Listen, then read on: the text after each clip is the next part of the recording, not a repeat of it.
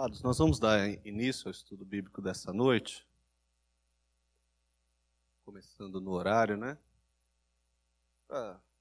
Vamos pedir a Deus a sua bênção, a sua direção, né? Para esse estudo que vamos fazer.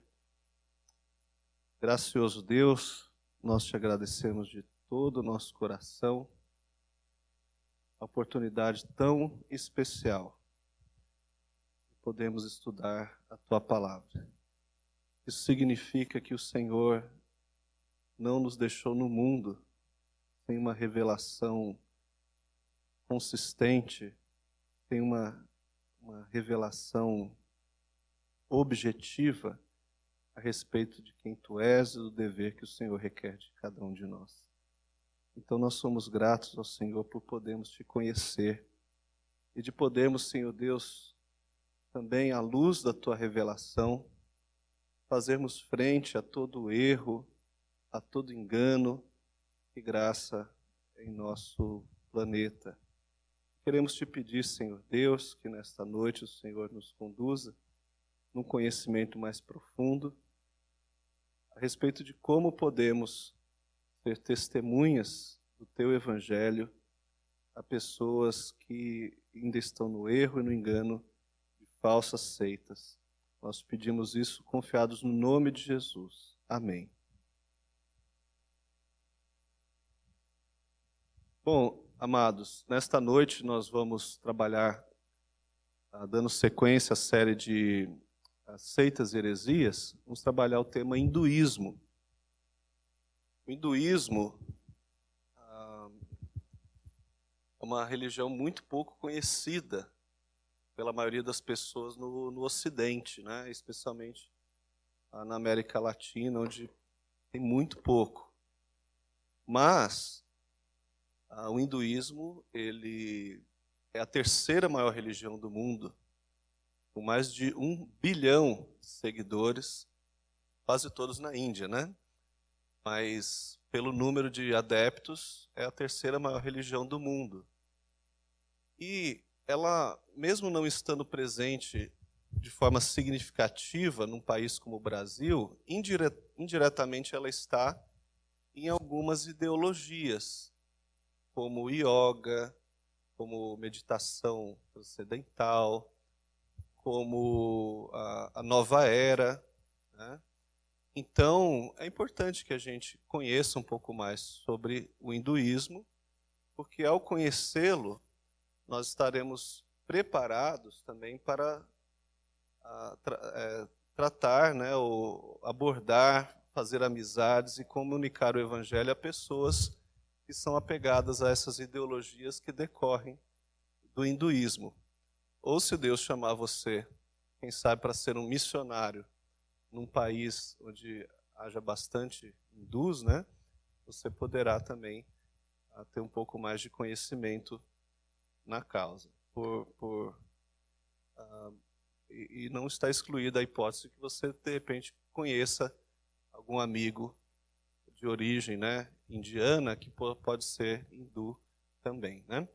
Pois bem, fazendo uma rápida introdução, então o hinduísmo é a terceira maior religião do mundo, com 1,08 bilhões de seguidores, sendo 950 milhões somente na Índia. Ele está presente em diversos países, além da Índia, em proporções bem menores. Mas há países de língua inglesa, como o Canadá, por exemplo, que tem mais de 200 mil indianos. Inclusive, um dos ministros lá do Trudeau, né, é um cara de turbante, não sei se vocês já viram, né, nas reportagens e tal, ou seja, é um hindu. Enfim, outra coisa interessante, importante para saber sobre o hinduísmo é que ela representa uma das grandes três civilizações antigas, né? A humanidade toda veio de três principais origens, né? A civilização da região ali da Palestina, né? Que vai o crescente fértil, que vai do Egito até a Mesopotâmia. Um outro grande bloco civilizatório foi o da região da China, Mongólia, o extremo leste asiático, né? E o terceiro seria esse subcontinente, chamado subcontinente indiano. E o hinduísmo, ele praticamente resume não só a religião, mas culturalmente essa antiga civilização. Mas o hinduísmo não é uma religião assim definida com credos ou com uma escritura única, e nem teve uma origem, um fundador, mas ela foi surgindo e foi se constituindo gradualmente por um período de cerca de 5.000 anos, né? Absorvendo os movimentos religiosos e culturais que ocorreram nesse período todo na Índia. Depois nós vamos falar um pouquinho de como foi esse processo. Houve migrações de várias etnias, né?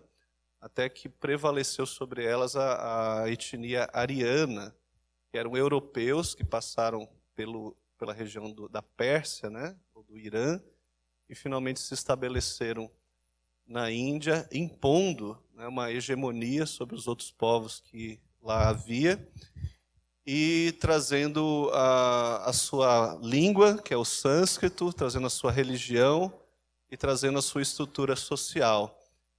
Então, os outros povos, principalmente os chamados dravidianos, que eram os povos de pele escura da Índia, e outros povos tribais, acabaram sendo absorvidos por essa cultura ariana e foram sanskritizados, né? Ou seja, mesmo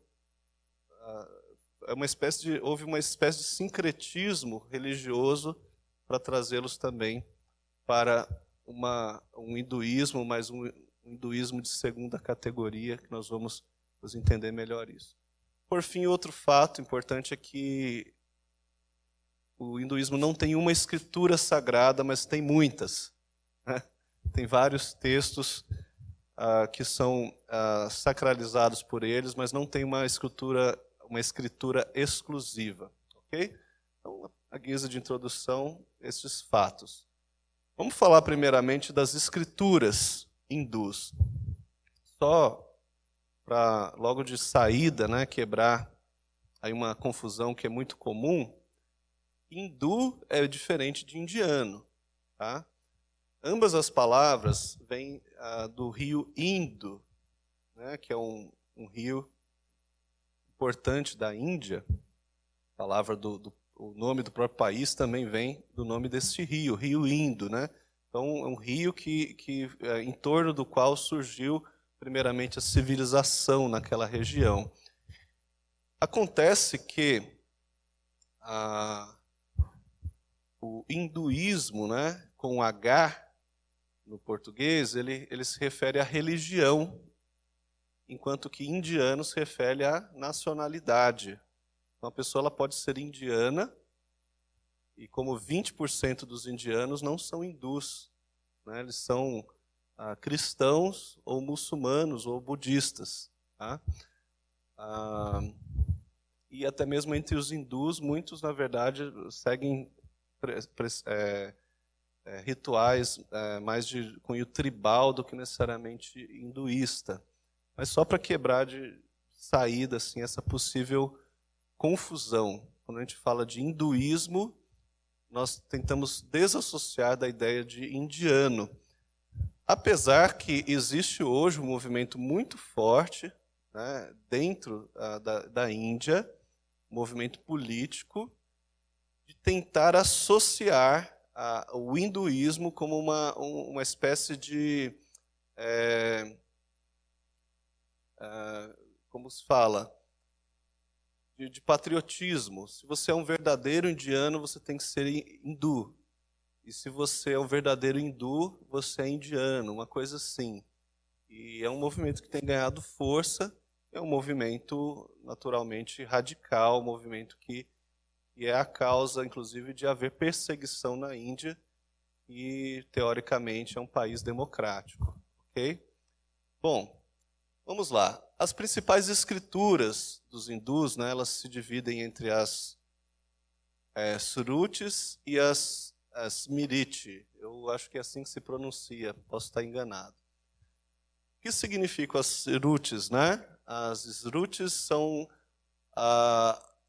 aquelas escrituras que eles consideram, de fato, a base da religião. Essa palavra significa o que é ouvido, e, portanto, se referem às profecias, o que aqueles antigos, o equivalente deles a profetas, teriam recebido dos deuses e teriam escritos, e, portanto, constituem as verdades eternas da religião deles, o que eles consideram como verdades eternas.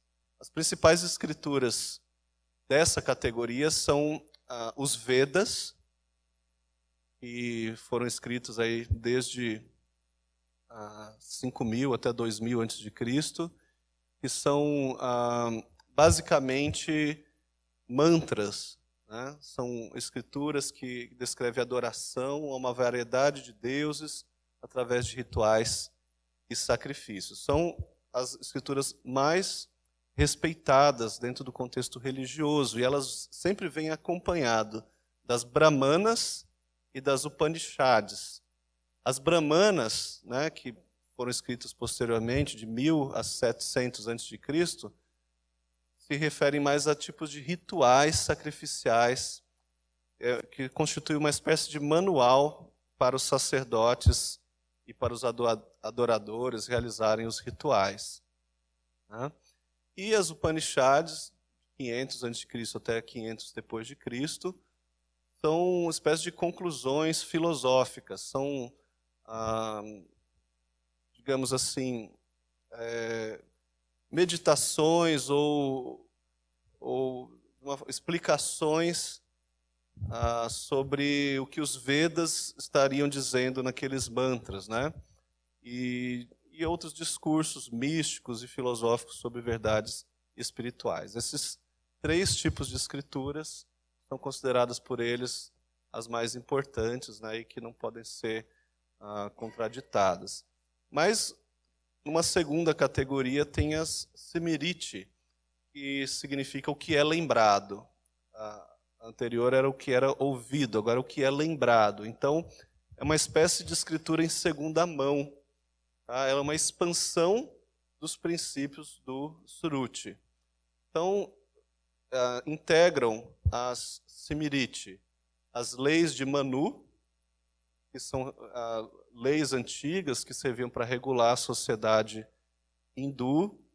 Muitas dessas foram posteriormente substituídas, mas elas ainda servem como princípios, né? Como no nosso caso, né, os cristãos ainda têm as leis, por exemplo, do Levítico, né, as leis civis de Israel, lá do tempo de Moisés, que não se aplicam nem mesmo ao Israel atual, né? Mesmo assim, tanto judeus como cristãos levam em consideração o que essas leis dizem, porque elas ensinam muito a respeito do caráter de Deus e, enfim, a respeito da moralidade, a respeito de coisas que são mais basais, né? São princípios. Depois das leis de Manu, tem os épicos, né? Como o Ramayana e o Mahabharata. Enfim, são histórias, né, de grandes heróis, de pessoas que, através da sua vida ou de grandes feitos, trazem também princípios morais a serem seguidos. A escritura mais conhecida do hinduísmo é o Bhagavad Gita, né? Foi escrito lá entre 600 até 300 a.C., e é a escritura mais popular entre os hindus atuais, e por isso também é a mais conhecida no Ocidente, é traduzida para várias línguas, você consegue na internet, né, se quiser. Basicamente, trata de um diálogo entre Arjuna, que é um príncipe, e Krishna, que seria uma emanação, um avatar do Brahma, né, do Deus, ou um filho de Vishnu, né, que é disfarçado ali, ele anda disfarçado próximo ao príncipe, e esse diálogo vai trazer muitos muitos ensinamentos sobre o altruísmo, sobre o comportamento social que a pessoa deve ter, respeitados a sua classe social. O hinduísmo tem muito disso, né, o sistema de castas, então cada um tem que se contentar com o seu status social.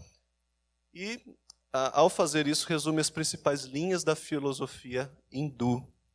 Uma coisa curiosa sobre o Bhagavad Gita é que ele introduz a ideia de amor, né, de relacionamento entre Deus e homem, e entre o homem e Deus, que é uma coisa inusitada para uma religião monista, uma religião que considera Deus, o Deus deles, o Brahman, né, algo praticamente incognoscível, né?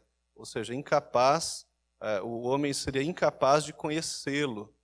É um Deus impassível, um Deus sem atributos. Nós vamos falar um pouco mais sobre o Brahman, mas o Bhagavad Gita ele traz esta ideia de relacionamento com Deus, anteriormente inédita, né? O que traz algumas ponderações muito importantes sobre o hinduísmo que nós vamos fazer adiante.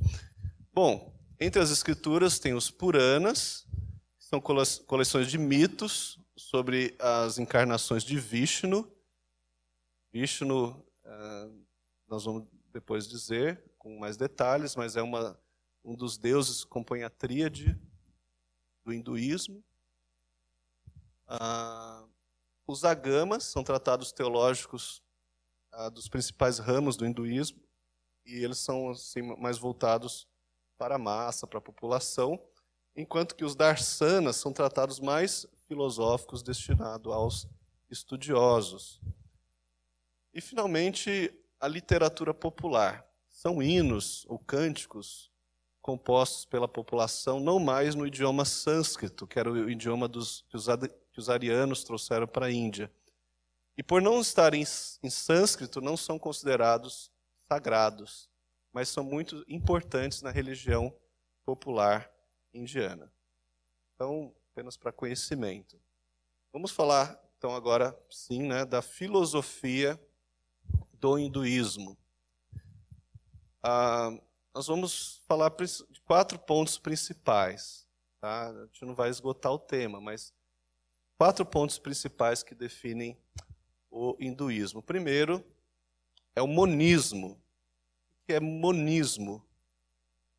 Monismo é a crença em um Deus que permeia, um Deus impessoal, um Deus sem atributos, um Deus incognoscível, um Deus impassível, ou seja, que não tem paixões, não tem sentimentos, mas que permeia todas as coisas, de tal forma que, num certo sentido, tudo é Deus, tudo faz parte de Deus. Então, até mesmo eu e você, se fôssemos hindus, acreditaríamos que somos um pedacinho de Deus, porque Deus é a alma do universo. Ou, por assim dizer, o universo todo, ele é Deus. Tudo que existe reunido é o próprio Deus. Só que esse Deus monista, né, que é adorado pelos hindus e que é chamado de Brahman, ele é um Deus com quem você não pode ter um relacionamento. É um Deus... alguns tentam explicar isso da seguinte forma: Brahman está dormindo. E a realidade tal qual a conhecemos, ela não existe de fato. Nós somos apenas um sonho na mente de Brahman. É mais ou menos isso essa seria uma forma de definir o que os hindus acreditam, né? Ou pelo menos uma parte deles. Interessante que é muito parecido, né, essa ideia sobre um Deus que não pode ser conhecido, é muito parecido com o agnosticismo, né, no meio ocidental. Os agnósticos são aqueles que não se consideram ateus, eles creem que exista um Deus ou uma força superior, ou seja lá o que for, mas eles não creem que Deus possa ser conhecido, então vivem como se Deus não existisse. Dá no mesmo. Ok? Bom, há um outro lado, né, uma outra compreensão filosófica dentro do hinduísmo que já admite, né, a gente viu lá no Bhagavad Gita, essa ideia, né, de que o Brahma, né, é Saguna Brahman. Ele é um Brahman com atributos, é um Brahman que é também chamado de Svara, que é o que cria, que preserva, que permeia o mundo e que controla também o fim do mundo. Esse Deus, né, Saguna Brahma, ou também chamado Svara, ele é onipotente, onisciente e onipresente. Então, já é uma ideia muito mais similar, né, ao que seria a ideia do Deus judaico-cristão, ou do Deus bíblico. Mas não é igual, porque ainda assim é monismo, ainda assim seria um Deus já não tão sem atributos assim, mas ainda continuaria sendo um Deus impessoal, uma espécie de força que permeia o universo, ou que se confunde com o próprio universo. Os irmãos estão acompanhando esse raciocínio? Porque, veja, o Deus bíblico, de forma alguma, ele é um Deus impessoal. Pelo contrário, ele é um Deus que tem todas as características de uma pessoa. Criou o mundo, né, pela sua própria vontade, pelo seu próprio desígnio. Ele quis criar o mundo e ele planejou tudo com inteligência. Ele fez tudo o que fez com ordem, criou tudo a partir do nada. Brahman, tal qual é crido pelos hindus, ele não poderia ter criado algo do nada, porque toda a matéria já faz parte dele. Então ele cria o que ele cria a partir de si próprio. Enquanto que Deus não, ele não cria algo a partir de si, ele cria algo que não existe, o Deus bíblico.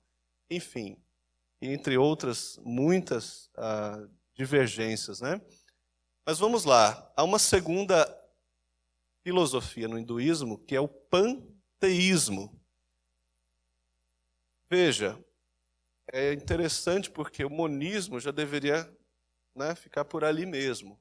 O monismo existia na religião dos gregos, né, da época de Platão, por exemplo. Né? Platão era monista, ele acreditava nessa ideia de demiurgo. Né? Agora, veja, o hinduísmo ele vai se popularizando e o clamor, eu posso dizer assim que o clamor do coração, né, das pessoas, né, do ser humano criado à imagem de Deus, vai tentando puxar a ideia de Deus para algo mais pessoal. Então, eles chegam numa crença em muitos deuses e deusas. Isso ainda não é o panteísmo, seria politeísmo. Mas o panteísmo vai ser um estágio de transição. Por quê? Porque do monismo, que crê num Deus impessoal, eles passam para um Deus que já tem atributos, né? Que já tem onipotência, onipresença, etc. E por aí ele é um Deus que começa a criar as coisas a partir do que existe ou a partir de si próprio. Então ele vai se manifestando de muitas formas.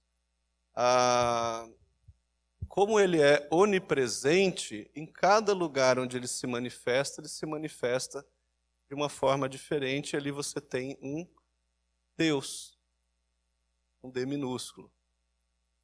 Ou, como também pode ser descrito, uma emanação, um avatar de Deus. O que está por trás disso? Um indiano explicaria, conta essa história, né?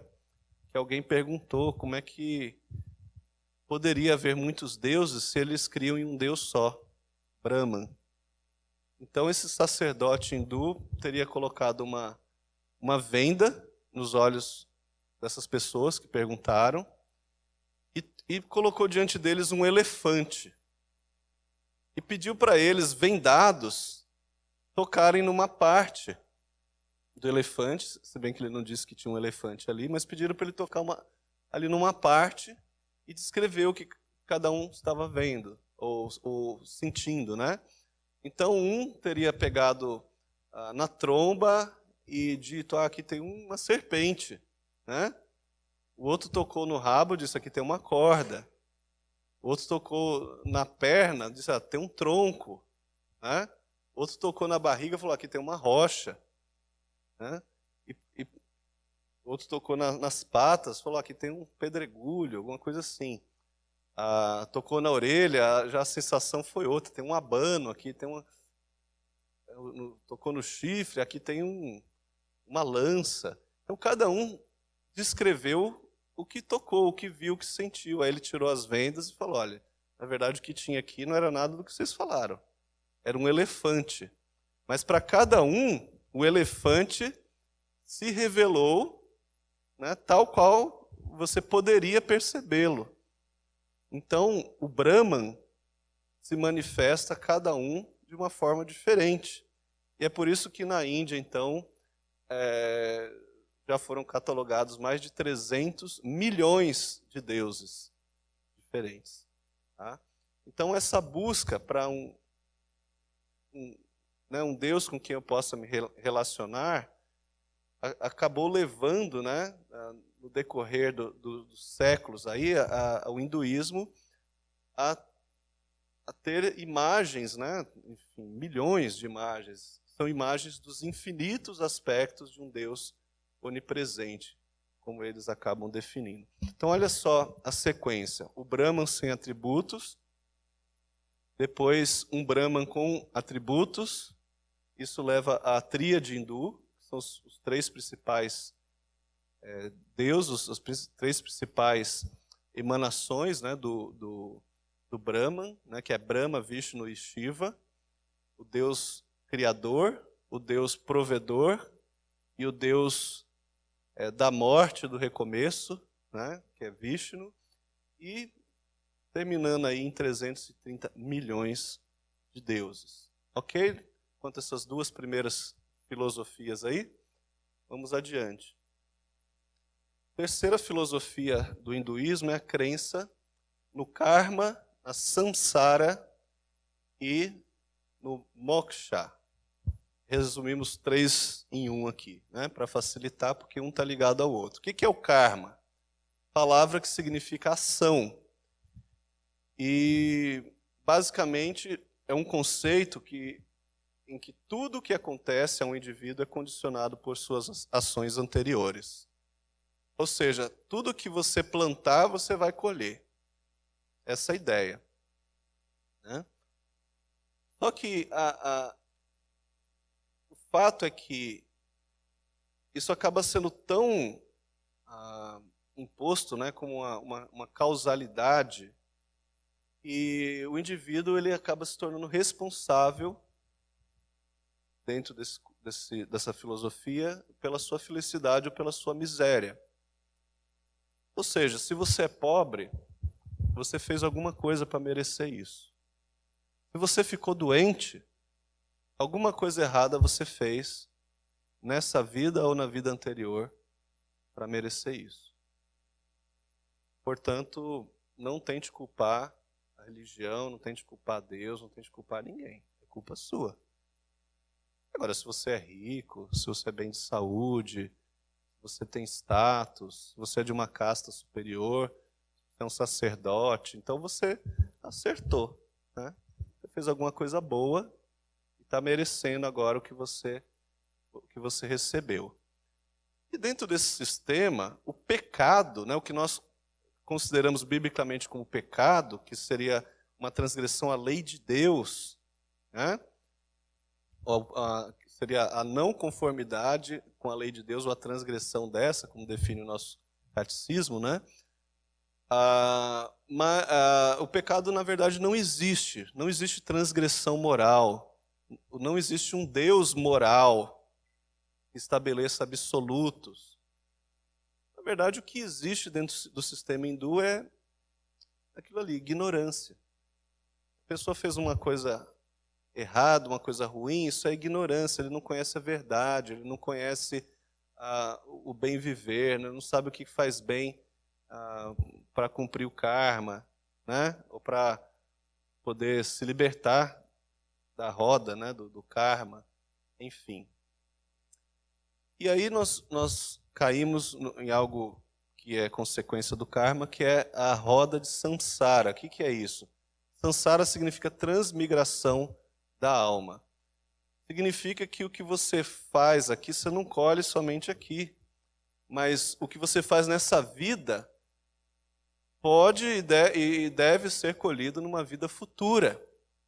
Então, por trás disso está a ideia de reencarnação. Então, o que uma pessoa faz nessa vida, enfim, vai levar ela a renascer na outra como um Deus, ou como um membro de uma casta superior, ou como membro de uma casta inferior, ou como até um animal.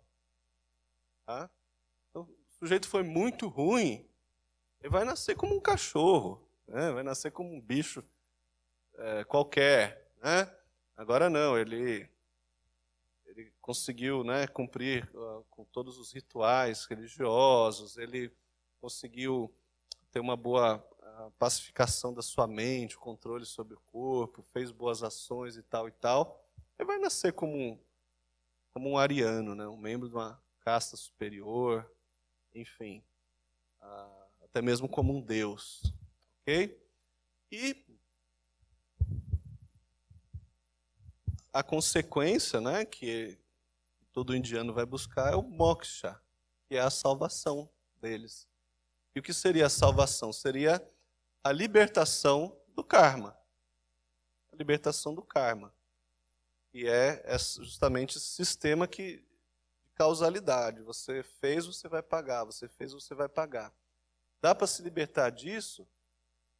Segundo eles, dá. É uma libertação desse sistema de corpo e alma, né? A alma preso dentro do corpo.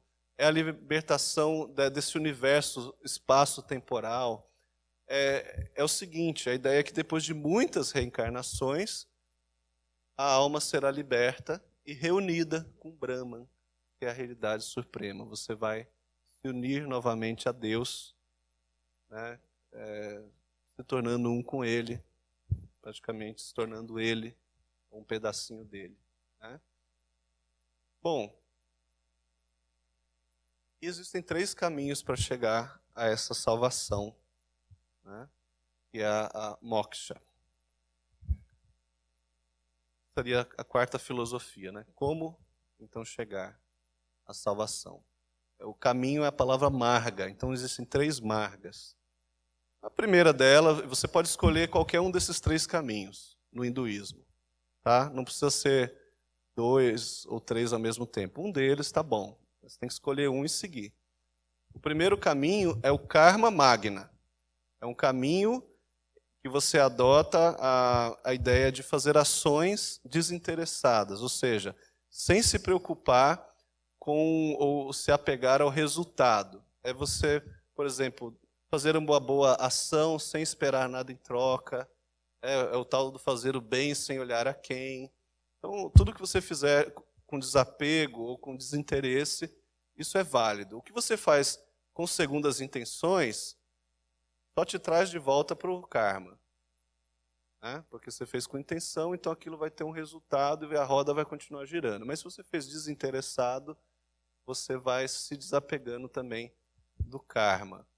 Então, através de deveres sociais, através de deveres religiosos, né? Como rituais, como sacrifícios que são feitos, através da prática do yoga, do tantra, da meditação transcendental, né? E uma série de exercícios disciplinares que produzem controle sobre a mente, sobre o corpo, da mente sobre o corpo, até mesmo a questão de postura perfeita.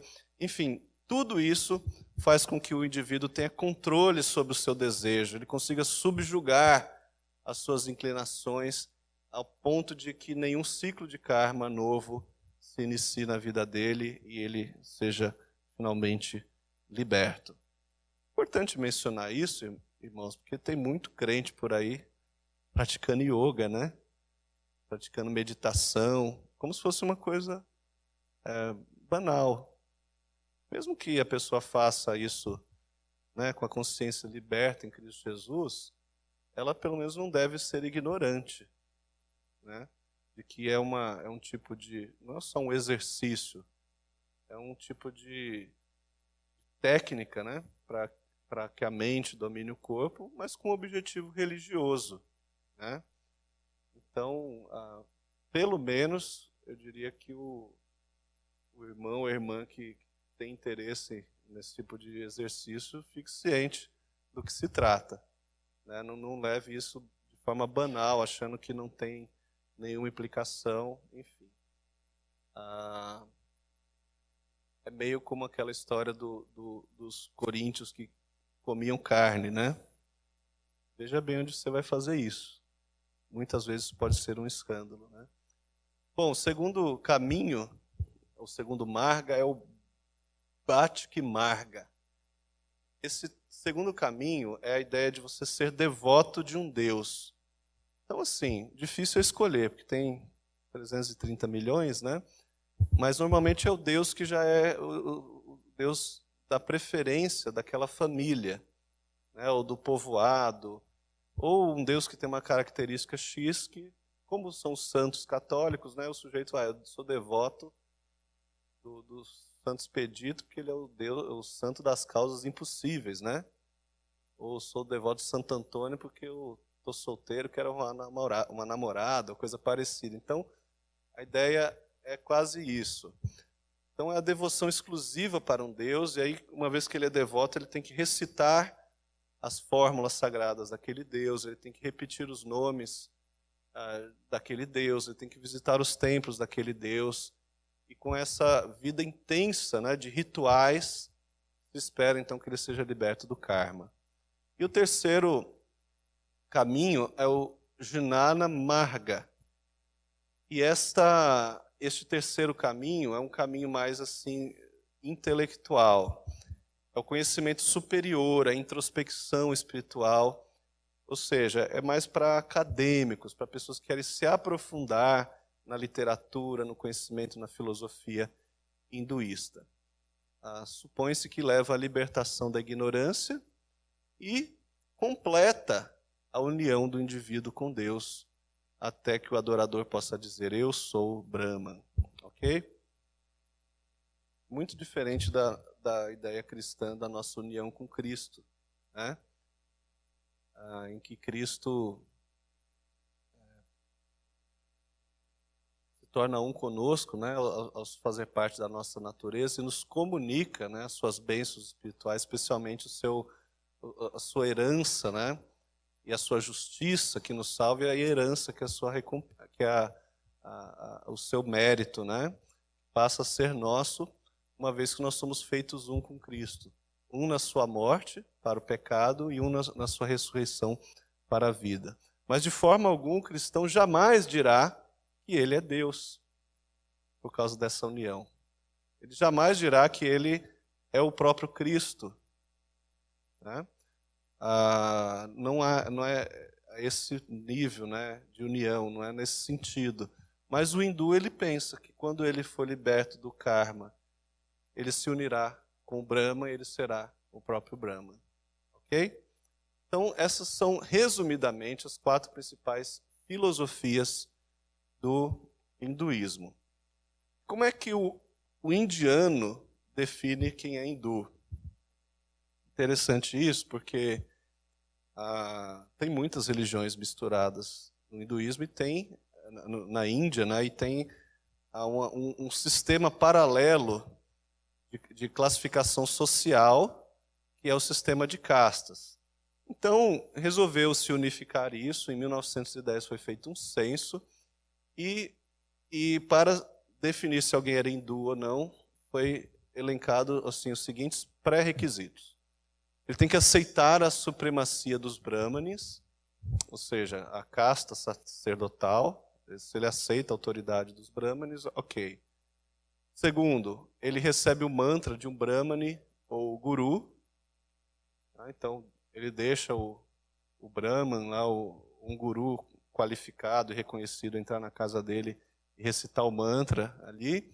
Ele aceita a autoridade dos Vedas. Vocês vão lembrar que são as principais escrituras dos hindus. Ele venera os deuses hindus, principalmente a tríade, né, Brahma, Vishnu e Shiva. Ele é servido por um Brahmane superior como sacerdote familiar, né, ou seja, ele tem uma espécie de pastor, né. Ele não causa contaminação pelo toque. O hindu acredita que se ele tocar em alguém de uma casta inferior ou de alguém que não tem casta, ele se contamina, né? Ele se contamina. Os sem casta, os intocáveis, chamados intocáveis, ou Dalits, né? Então ele se compromete, sendo hindu, a não tocar naquelas pessoas inferiores. Porque são pessoas que fizeram alguma coisa errada em outras encarnações e estão pagando o preço agora, nascendo pobres, nascendo com pele escura, nascendo em famílias que não têm casta, etc. Nasceram para servir. Daqui a pouco nós vamos falar um pouco desse sistema. Bom, ele crema os seus mortos, enquanto que os Dalits e os povos tribais enterram. Tá? Os hindus, propriamente, né, aí descendentes dos arianos, eles não enterram, eles cremam seus mortos e não comem carne vermelha. Porque eles consideram que a vaca é um deus também. Mas é interessante dizer, se você prestou bastante atenção, deve ter, talvez, pelo menos te incomodado o fato de que há na Índia, então, pessoas que não podem ser hindus, né? Porque alguém tem que fazer o serviço sujo. Alguém tem que mexer com sujeira, com lixo, com cadáver, né? Com animais mortos, etc, etc. Alguém tem que fazer o serviço sujo. Alguém tem que servir as castas superiores. Então, na verdade, a maioria entre os indianos não poderia ser hindu. Não poderia. Segundo essa definição de 1910, não poderia. O que foi feito, então, foi um processo chamado sanskritização. Esse povo que permanece às castas superiores, eles representam nem sequer 30% da população. É cerca de 15%, 18%. Eles incluíram os mestiços, como uma casta inferior, mas que pode ser tocado. Tá? Aí é 50% da população.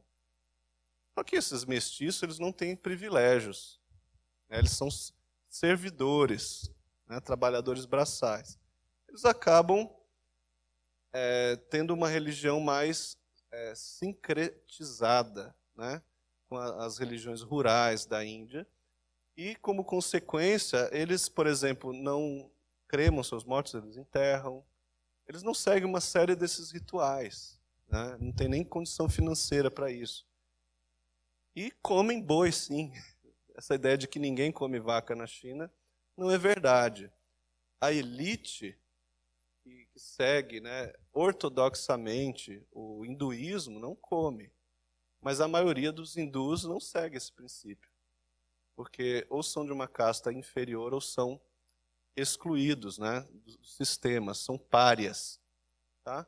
Então, para a gente finalmente entender as consequências do hinduísmo na sociedade indiana, né, isso não vai acontecer no Brasil, nos Estados Unidos ou no Canadá. Mas o que acontece na sociedade indiana, a gente tem que entender que está dentro do próprio sistema hindu, dentro das próprias escrituras hindus. Tá? É o sistema de castas. Para entender o sistema de castas, a gente tem que entender como é que foi formada a Índia. Eu vou passar muito rápido por isso aqui. Os povos na Índia começaram vamos dizer assim, a se agrupar cerca de 4.000 anos antes de Cristo, quando chegaram povos chamados negroides. eram povos com linhagem da África, né? E chegaram da África, se estabeleceram ali na Índia 4.000 anos atrás, e até hoje estão presentes lá em muitas tribos, né? Tribo é uma classificação para aqueles que vivem, digamos assim, com determinadas microculturas, né? Separadamente dentro da Índia. Na mesma época vieram para aquela região os proto-australoides, que eram imigrantes da região da Palestina, eles tinham pele clara, mas também se assentaram lá como tribos e conviviam pacificamente. 1.000 anos depois, os mongoloides chegaram lá. Os mongoloides são as pessoas de olho puxado, né? Os povos que vieram lá do extremo oriente, né? Da Mongólia, da China, etc. E até hoje eles estão ali principalmente no sopé ali do Himalaia, né? Aquela cordilheira que separa a Índia da China, né? Então, o Nepal e o nordeste da Índia tem muita gente de olho puxado também, até hoje. Mas a migração, talvez a mais importante, ou a segunda mais importante, aconteceu 2.000 anos antes de Cristo, com um povo de pele escura, da região oriental do Mediterrâneo, ali o norte da África, né? Que são os dravidianos. Os dravidianos eram um povo assim, mais desenvolvido, e eles se assentaram na Índia e dominaram aquela região de uma forma significativa. Mas não demorou muito tempo a hegemonia deles. Cerca de 1.500 anos antes de Cristo, chegaram os arianos, era um povo europeu. Esse povo se estabeleceu primeiro na Pérsia, né, atual Irã, e ali eles se dividiram. Então, existem os irano-arianos e existem os indo-arianos, né? Os irano-arianos deram origem ao povo que está lá até hoje, né? Iranianos. E os que vieram para o sul se estabeleceram, mas eles vieram com muita força. Eles eram violentos, eles tinham meios, né, de guerra e dominaram, subjugaram os dravidianos, principalmente. Tá? E impuseram a sua língua, que é a língua sânscrita. Hoje é uma língua morta, usada apenas religiosamente, né? Mas impuseram a sua língua, impuseram a sua religião, que é o arianismo, o brahmanismo, que a gente chama hoje de hinduísmo militante. É um hinduísmo que procura estabelecer aquela ideia que eu falei de patriotismo, né? E o sistema de castas. E o sistema de castas era muito conveniente para eles. Qual era, basicamente? Bom, vocês vão ver aqui. Que eles, os arianos, as pessoas de pele clara, estariam entre o topo da pirâmide social. Enquanto que os de pele escura, né, os dravidianos e todas as outras tribos que existiam na Índia, negroides, australoides e mongoloides, ficariam ali sem castas, subjugadas, párias, né? Ou seja, pessoas excluídas do sistema. Então, isso, eles não somente foi uma coisa conveniente de momento e tal, mas nos próprios Vedas, né, na literatura védica dos hindus, é descrito o seguinte, e nesse texto, no Rig Veda, há um hino chamado Purusa, onde é descrito Brahman, e Brahman, naquele sonho, ele é dividido, a cabeça ou a boca, da cabeça ou da boca de Brahman é constituído os Brahmanes, que seria a casta mais superior de todas, são os sacerdotes, ok? Todos eles arianos, ok? Dos membros superiores, dos braços, então são formados os kshatriyas. Os kshatriyas são os guerreiros, são os governantes, Então, são pessoas que servem com essas funções na sociedade, todos eles arianos também.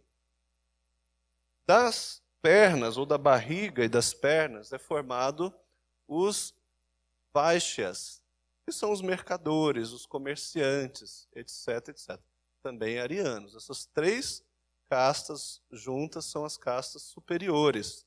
Elas correspondem a 15,4% da população da Índia.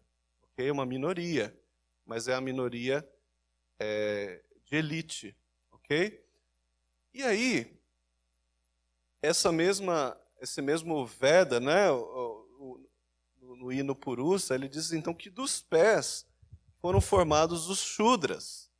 Quem são os Shudras? Os Shudras são aqueles que resultaram de uma mistura étnica entre os arianos e os dravidianos. São as pessoas mulatas. Né? Esses que têm a linhagem misturada, por ter um sangue ariano, eles não foram excluídos do sistema de castas, mas eles deveriam servir os demais. Então, são os pés, eles têm que servir os demais. Então, eles são chamados no censo de castas atrasadas, que são 57,5% da população. Alguns missiólogos entendem que esse deveria ser o grupo dentro da Índia que o cristianismo deveria alvejar em primeiro lugar.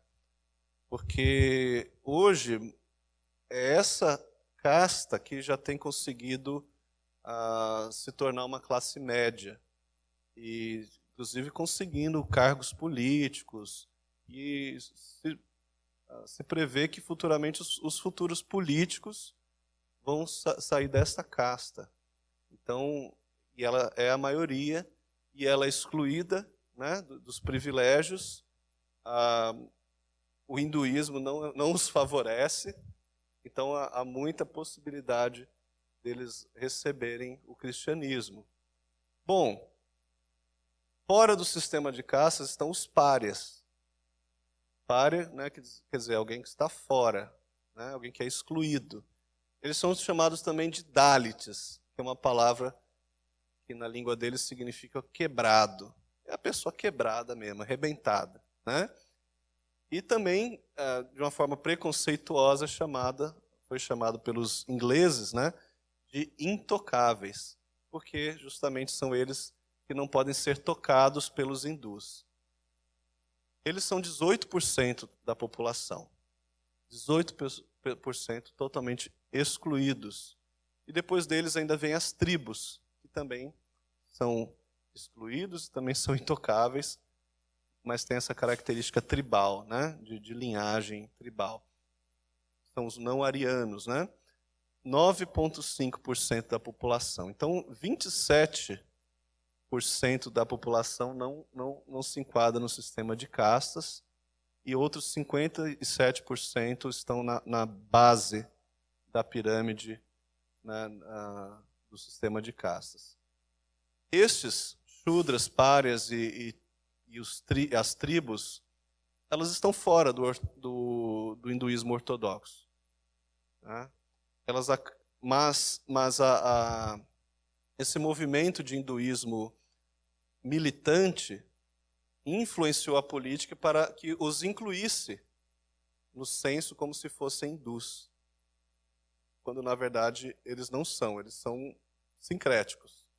Então eles misturam o hinduísmo com islamismo, eles misturam o hinduísmo com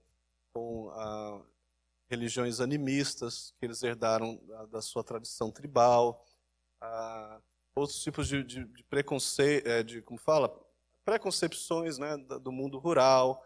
É justamente nesse contexto que acontece de ter a maioria dos deuses, né? Deuses familiares, deuses que eles têm imagens em casa e coisas do gênero. Né? Então, uma religião mais popular. Se um dia, ou melhor, se um dia você quiser, né, conhecer a Índia, ou se tornar um missionário, mesmo que você não for, quando você orar pela expansão do Evangelho, né, para a Índia, né, então lembre-se que há pessoas, uma porcentagem absurda da população que é simplesmente excluída de todos os privilégios, que não são militantes do hinduísmo e têm um clamor no seu coração muito grande pelo verdadeiro Deus e pela salvação em Jesus Cristo. Então, caminhando para o final, vou fazer uma rápida comparação entre o hinduísmo, né, e a fé cristã. Na fé hindu, não existe pecado. Já o cristão crê que o pecado é a transgressão da lei de Deus. Na fé hindu, não há ideia de perdão pela parte de Deus, porque não existe pecado e porque Deus é impessoal.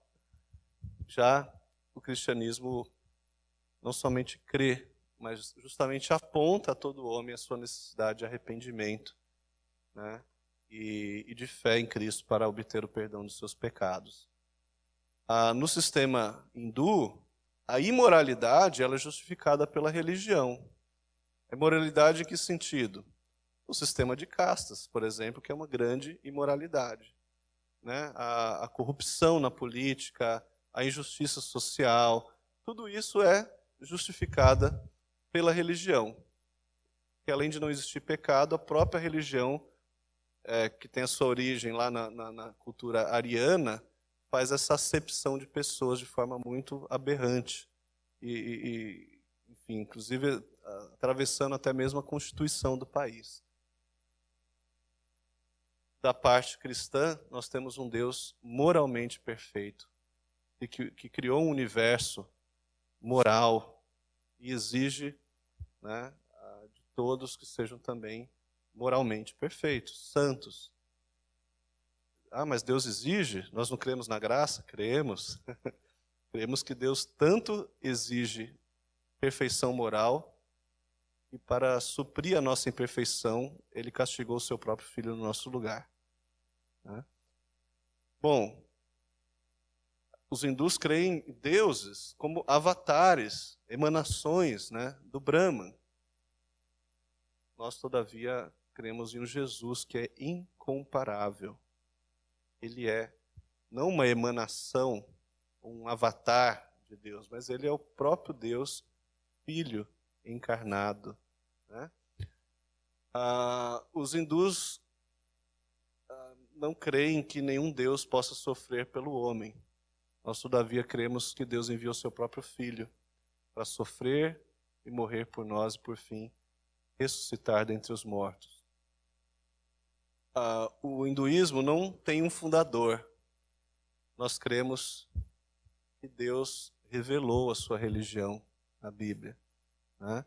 E se revelou de forma definitiva na própria pessoa do seu Filho encarnado, Jesus Cristo. Ele é a exata expressão do seu ser. Bom, os hindus creem apenas em regras e rituais para aplacar os deuses e para se libertarem do karma. Nós cremos que é possível um verdadeiro relacionamento com Deus. Nós não apenas satisfazemos os seus, como é que fala? Caprichos, né? Não, nós podemos ter um relacionamento de intimidade, de amizade, de amor com o Deus eterno. O hinduísmo crê num Deus impessoal. Nós cristãos cremos num Deus vivo, pessoal, imanente, ou seja, que ele se dá a conhecer, ele se relaciona dentro do espaço, dentro do tempo. Um Deus que se relaciona, de fato, ele estabelece uma comunicação conosco. O hinduísmo é repleto de rituais vazios. O cristianismo é uma fé viva, uma fé que pode ser experimentada, que pode ser compartilhada, pode ser testemunhada. Isto tem um impacto muito forte na vida de qualquer hindu, estando ele na Índia ou fora dela. Aí nós chegamos então no slide final, e qual a resposta que o cristianismo pode dar ao hinduísmo. Então nós temos aqui algumas orientações, algumas possíveis estratégias. Primeiro, você precisa compreender a fundo a religião da pessoa que você está evangelizando. Né? Você precisa ir a fundo para conhecer, no caso, o hinduísmo, a cultura que está envolvida nessa religião, na vida daquela pessoa, as crenças do seu ouvinte. Você precisa conhecer. Não pode ser ignorante com relação àquilo que ele crê, para não falar besteira. Ao abordar, né, essa pessoa, talvez um amigo seu, alguém que você está convivendo, encontre-o no seu melhor. Ou seja, não chega perto dele só para apontar os defeitos dele. Tá vendo como a sua religião não presta? Tá vendo como você adora um monte de ídolo que não tem olho e não vê, e não sei o quê, e você já chega num tom acusatório. Ao invés disso, procure compreender o que ele tem de bom, para que isso seja um ponto de contato, né? Para mostrar que até mesmo o bom dele é insuficiente, óbvio. Mas passando longe da ideia de colocar uma competição. E quando você fala assim, o meu é melhor que o teu, você já criou inimizade, né? Mas quando você é sincero em observar o que tem de bom e de ruim, né, naquele sistema filosófico da pessoa, você pode encontrar empatia. Terceira estratégia, construir pontes. Significa que você precisa se aproximar da pessoa, né? Não esperar que ela entre na sua igreja, mas vá ao encontro dela, né? Participe de alguma coisa que ela participe, né? Algum trabalho, algum momento de diversão, algum tipo de estudo que ela faça, enfim, se aproxime, vá ao lugar onde ela está. Quarta estratégia, estabeleça o fato de que existe um Deus pessoal, um Deus que se revela, um Deus que pode ser conhecido, portanto, um Deus que intervém, um Deus imanente, né? E não um Deus que está dormindo e que, portanto, tudo agora é resultado do acaso. Não, estabeleça como ponto de princípio, existe um Deus pessoal, um Deus que tem sentimento, um Deus que tem inteligência, um Deus que tem vontade e um Deus que se abre para ser conhecido e quer ter um relacionamento vivo e íntimo com você.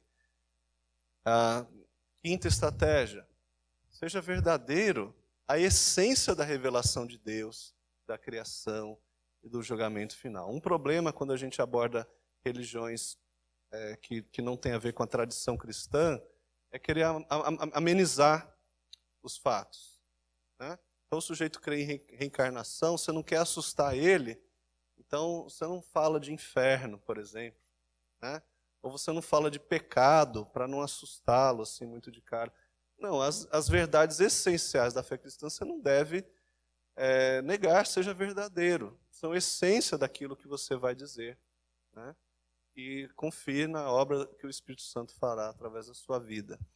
Sexto ponto, faça distinções claras, sem comprometer a sua fé para agradar outra pessoa. Ou seja, quando você já tiver estabelecido, né, ali um diálogo, não fique tentando fazer a sua religião muito parecida com a dele. Deixe claro em que elas são diferentes. Porque talvez o que você acha que vai chocar, ou o que você acha que vai escandalizar outra pessoa, na verdade é o que ela está buscando. Na verdade é justamente onde ela se sente mais desesperada, por não ter um Deus, por exemplo, com quem possa se relacionar, por não ter a esperança em uma salvação objetiva, né? Porque de uma forma ou de outra ela entende que aquela história de karma é só uma justificativa para uma injustiça social que foi criada pelo homem, né? Um sistema injusto, ilegal, imoral. Então faça distinções claras, não tenha medo de fazer isso, não fique com medo de desagradar a outra pessoa, mas seja verdadeiro. E nesse ponto, o mais importante é levar a sério a singularidade de Jesus. Porque há pessoas que, na intenção de evangelizar, querem, por exemplo, associar Jesus Cristo a Krishna, por exemplo, né? E seria lá o filho de Vishnu, alguma coisa assim, e vão dizer que, portanto, ele é um filho ali da tríade Então querem comparar a tríade hinduísta com a trindade e Krishna seria Jesus Cristo. Olha como as nossas religiões são parecidas. Ora, se você está apresentando algo igual, que necessidade tem da pessoa conhecer o cristianismo?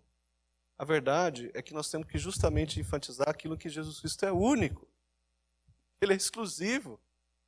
Né? Que ele é o próprio Deus encarnado, né? O Filho de Deus feito homem, que se compadeceu de nós e por isso se identificou conosco.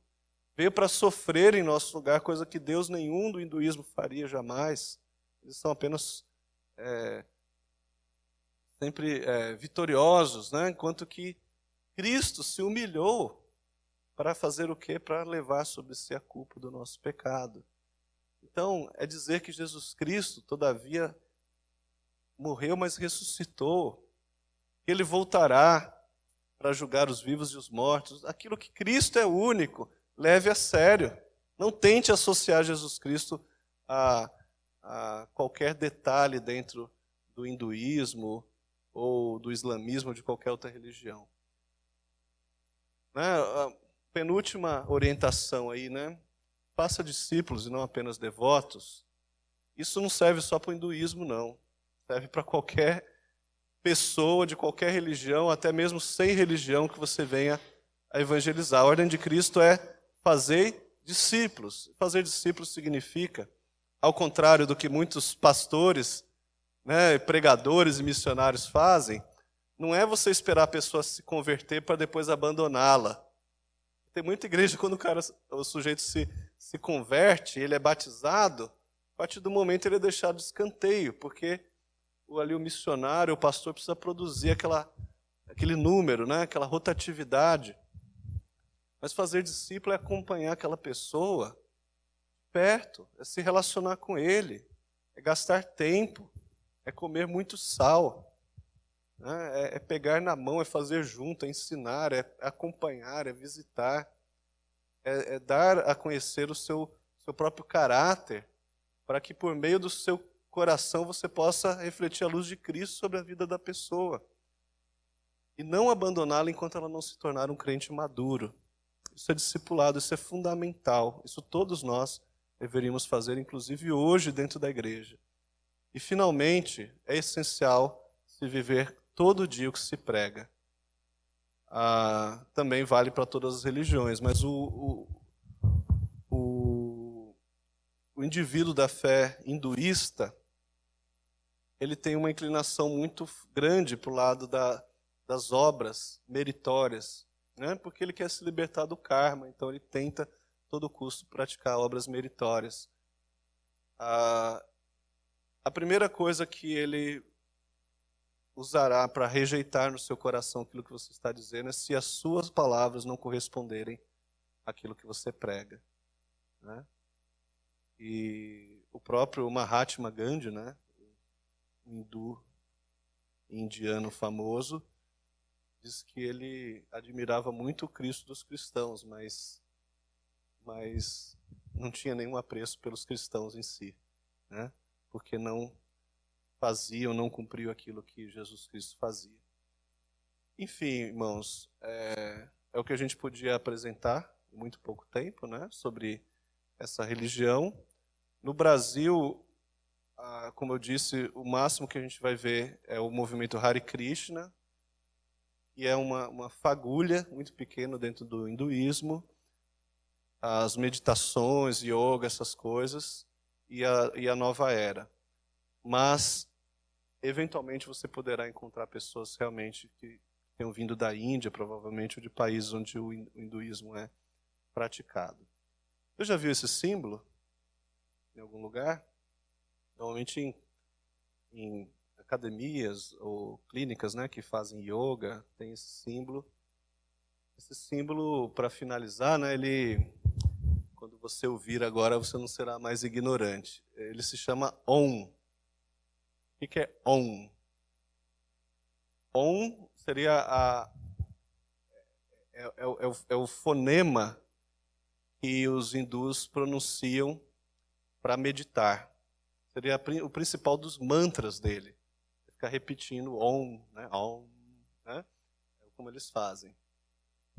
Seria de todos os mantras o mais importante e significa o próprio Brahman.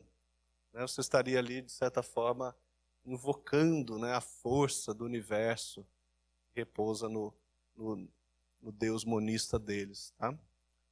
Então, é isso. Agora você já sabe o que significa, já pode passar longe com convicção. Ok. Que Deus, então, nos dê sabedoria para podermos sermos cônscios, né, do que se trata uma religião diferente da nossa, e termos estratégias e, acima de tudo, compaixão pelas pessoas que ainda estão no erro e no engano. Deus, assim, nos abençoe.